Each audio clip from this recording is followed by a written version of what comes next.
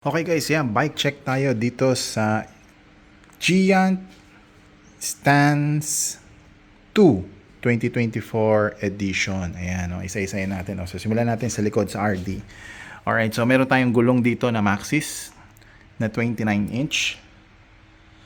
Alright, so tubeless na siya. Ito stock to lahat stock.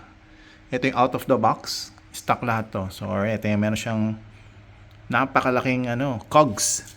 Ayan, 4811. Ayan, 4811. Tapos yung Shimano Qs, yung ating real derailleur. Alright, so meron din siyang chain guard para sa frame natin. Alright, so chain ring natin is ayan 30T. Ayan Shimano Qs. Alright. Ayan, 30T. Ayan, maliit. Alright, so ito yung frame natin. So color nito is diamond black. O yan, para siyang may mga glitters na black. Alright, hydraulic brakes. Alright, so ito yung aluminum niya. Ito yung type ng aluminum, Alux. Alright, so ito yung shock natin, yung center shock. It's Radon. Radon, gawa yan ng Giant. Alright, so may mga adjusted yan, plus or minus. Ayan, nandito yung adjustment yan. Ayan.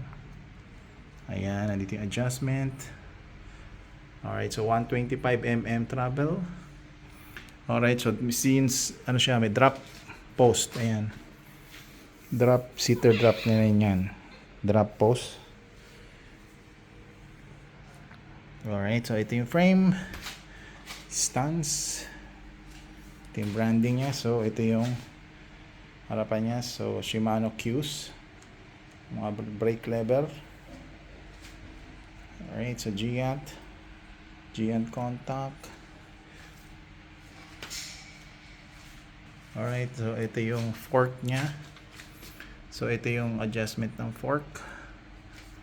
Alright, so yung air, dito tayo maglalagay ng desired air pressure natin. And then ito siya rin to, Giant Santur, pero gawa to ng Giant. Alright, so yan, hydraulic brakes and Maxxis tires, 29-inch. Ayan, Minion DHF 29/2, tubeless ready. So ito yung branding niya sa baba. Yan.